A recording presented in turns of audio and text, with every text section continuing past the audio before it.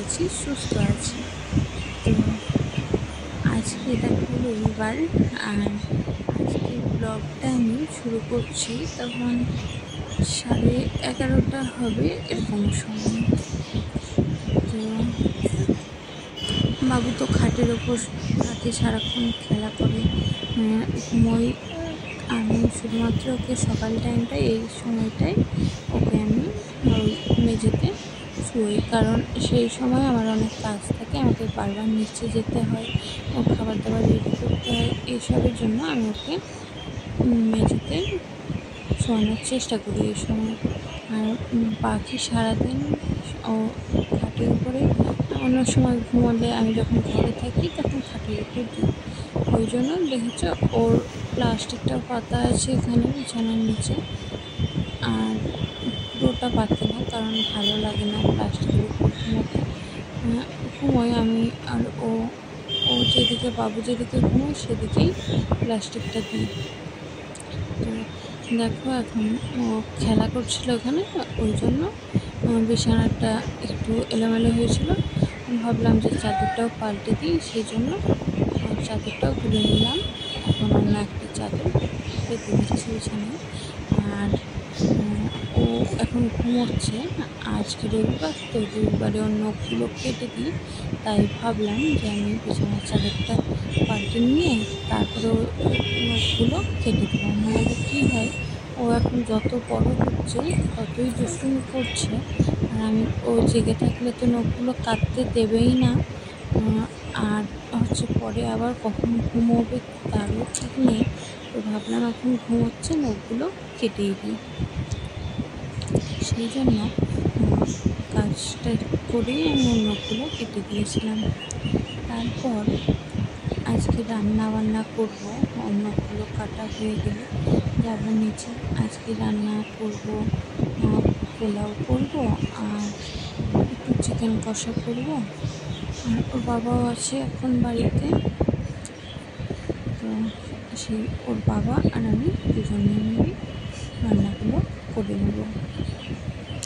দেখো এখন ঘুমোচ্ছে বাবু, আর আমি অন্যগুলো কেটে দিচ্ছি। কী বলো তো, ভীষণই ভয় করে ও জেগে থাকলে।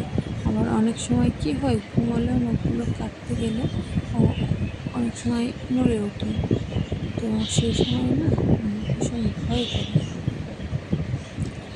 আর ও যখন ছোট ছিল, আমি একেবারে ছোট থেকেই অন্য আমি কাটি, একদম শুরু থেকে।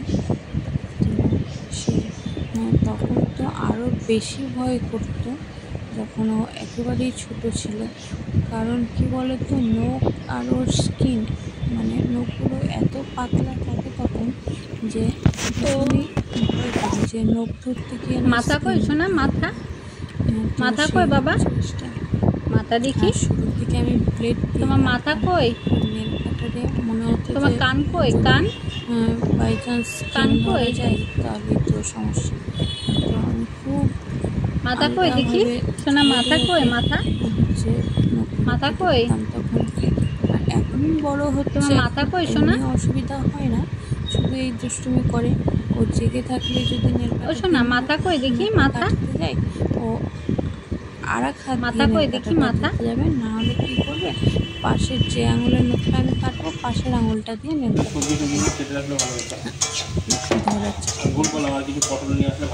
তারপর দেখলো ঘুম উঠে গেছে। ওঠার পরে ওকে খাওয়াচ্ছিলাম, আর প্রত্যেকদিন তো চেয়ারে বসে খাওয়াই। তো আজকে ভাবলাম বসিয়ে খাওয়াই। আর খাটের উপর ছিল, আসছিল না, জানলার কাছে খেলা করছিল, তো সেই জন্য ওখানে রান্না করে এসেছি। আজকে হবে পোলাও আর চিকেন কষা। তো চালটা আমি আগে ধুয়ে রেখেছিলাম ভালো করে, এখন অনেকটাই ঝরঝরে হয়ে গেছে চালটা। তারপরে একটু আদা আর কাঁচা লঙ্কা বাটা দিলাম, হলুদ দিলাম, এটাকে মিক্স করে নিচ্ছিলাম। পরে গরম মশলা গুঁড়ো আর ঘি দিয়েছিলাম। এখানে দেখো খুব সামান্য তেল দিয়েছি, আর ওর মধ্যে ঘি দিয়েছি। পাশে কড়াই বসিয়েছি, কড়াইয়ে এমনি কাজ করো ছিল। আর এই যে এখানে শুধুমাত্র ঘিয়ের মধ্যে তেলের মধ্যে দিয়ে দিলাম, কারণ কাঁচা লঙ্কা আগে আমি বাদাম আর যে এলাচ, লবঙ্গ, দারচিনি এগুলো ভেজে রেখেছি, তুলে রেখেছি। তারপরে মানে চালটা তারপরে চালটা একটু নেড়ে নিয়ে এক এক করে সব কিছুর মধ্যে অ্যাড করবো। এদিকে এটা এদিকে চিকেন কষাটা কাগজপাতি সব ধরে টানতে যাবে। এত বড় খুন্তি থেকে নাড়া হয়। ও বাড়িতে থাকলেও সময় পেলে আমাকে এরকম রান্নায় বিরক্ত লাগে যে কাজেই হেল্প নাড়তে গিয়ে দিক থেকে ওদিক থেকে পড়ে যাচ্ছে। ও হেল্প না করলে কখনোই বাবুকে নিয়ে আমার পক্ষে একা সম্ভব নয়। সব রকম কাজ চালটা সেন্ট বেরাবে, এলাচের সেন্ট বেরাবে। রান্না, নিজেরও স্নান, খাওয়া দাওয়া সব কিছুই থাকে। ও সবসময় হেল্প করে, সেই জন্যই আমি এগুলো করে উঠতে পারি। বলে তো ঠিকঠাক যদি ভিডিও করা হতো বাবু ছিল তাহলে ঠাম্মির এটার একটা কাছে, ভিডিও দেওয়া যেত, আলাদা করে ওটার একটা ভিডিও দেওয়া যেত। ভিডিওটা পুরোপুরি করতে হতো, তবে না ভিডিওটা বড় হেল্প হবে। করছিল। আর কী বলো তো, তোমরা বলো যে আমি কেন আমার বরের এত প্রশংসা করি? এত হেল্প করলে কেন প্রশংসা করবো না বলে? সব সময় আর কী বলো তো, সব থেকে বড় কথা, সব রকম পরিস্থিতিতে আমাকে সাপোর্ট করে সব সময়। তো সেই জিনিসগুলো ভালোই লাগে, আর সেই জন্য এত প্রশংসা আমিও করি। আর আমিও চাই সবসময় ওর। তারপর তো এদিকে রান্নাবান্না হয়ে গেছিলো, আমরা খাওয়া দাওয়াও সেরে ফেলেছিলাম।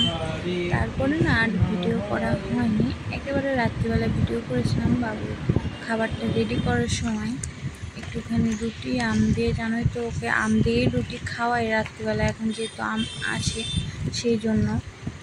তো তারপরে ওকে খাওয়া দাওয়া করানোর পরে হচ্ছে টুকটাক কাজ ছিল, সেগুলোই করছিলাম। আর ও ওর বাবার কাছে ছিল, খেলা করছিল। আর ও কিছু ভিডিও দেখো তোমরা, ও কেমন দুষ্টুমি করে, মজা করে। আসলে কি জানো তো, এখন না মানে যত বড় হচ্ছে, যেমন দুষ্টুমিও বাড়ছে, তেমনই ঠিক মানে সময়গুলো এত সুন্দর, আর মনে হচ্ছে যেন এত তাড়াতাড়ি কেটে যাচ্ছে দিনগুলো ওর সঙ্গে। আমরা সত্যি বোঝা খুব মুশকিল কীভাবে সময় কেটে যাচ্ছে। আর কি বলতো, আমি ওকে খাওয়ানোর পরে কাজ থাকে কিছু, যেগুলো শাড়ি, যেমন এখন বর্ষাকাল তো জামা কাপড়গুলো ভেজা থাকে, তো ঘরে মশারির উপর দিয়ে দিই দু একটা। তারপরে আবার হচ্ছে যে বাকি কাজগুলো থাকে, জল টল রেডি করে নিয়ে ওর, তারপরে জামা প্যান্ট বিছানার মধ্যে যে নিয়ে রাখতে হয়, কাঁথা টাথা সবগুলোই ধরো রেডি করি, ওকে খাওয়ানোর পরে করি। কিন্তু সেই সময়টা না ও আর ধৈর্য ধরে না। খাওয়ার সময় খাওয়া হয়ে গেল, ওকে ওর বাবার কাছে দিলে তখন সমানে কান্নাকাটি করবে, মানে কতক্ষণে আমি যাব, যতক্ষণ না আমি যাব ভেতরে মশারির, ও ততক্ষণ সমানে কান্নাকাটি করবে। সেই জন্য খুব তাড়াতাড়ি আমাকে কাজগুলো সারতে হয়। আর যেমন ওর ড্রাই ফ্রুট ভেজানো, আমাদেরও ছোলা বাদাম ভেজানো, সেসবগুলো আর হয় না। তো আজকের ব্লগটা এতটাই, ভালো।